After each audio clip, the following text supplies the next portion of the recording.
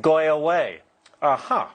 All right. Interesting stuff, right? Can you believe it? Let's bring in Daniel Garza, Libre Initiative president. Daniel, you were at the White House yesterday with the president and, yes, the head of Goya.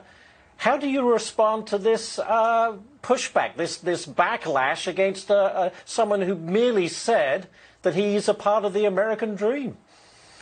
Mr. Webster, Americans should feel absolutely free to express their political opinions, to express appreciation when they see a president who made promises and delivered on those promises, on less taxes, on less regulations, defending religious liberty issues, expanding energy production, principled judges. All these things were talked about in the meeting that we had with the president. And Mr. Inouye was expressing his satisfaction with a lot of these issues. Is this a perfect administration? Of course not.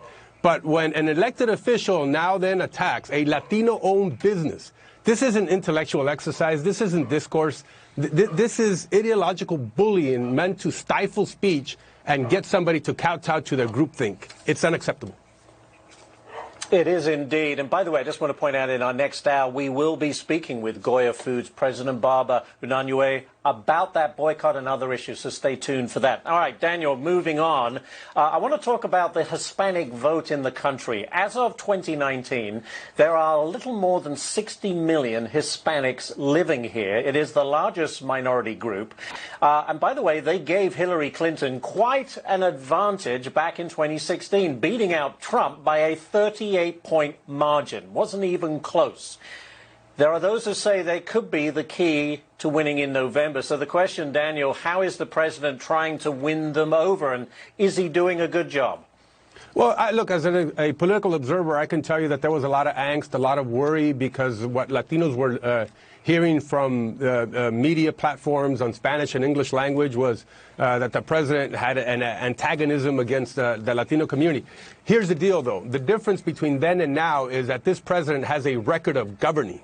And I just explained to you a lot of those issues that were discussed in that meeting, that there was a lot of satisfaction by millions of Latinos across the country.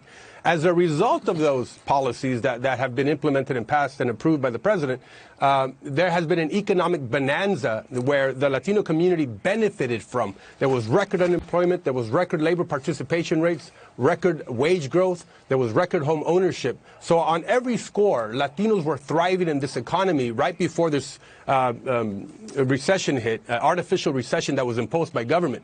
What we need to do is to get back to those policies, and Latinos know they're going to need leadership that is going to focus on lessening the restrictions, opening up more innovation in the private sector like telehealth, where a doctor doesn't have to be in the same room with the patient. This is good stuff, and we should include and advance those kind of policies. All right, I have to leave it there, but Daniel Garza, great to have you here today, and thank you very much for your insights today. Thank you, Mr. Webster. Our pleasure. Thank you.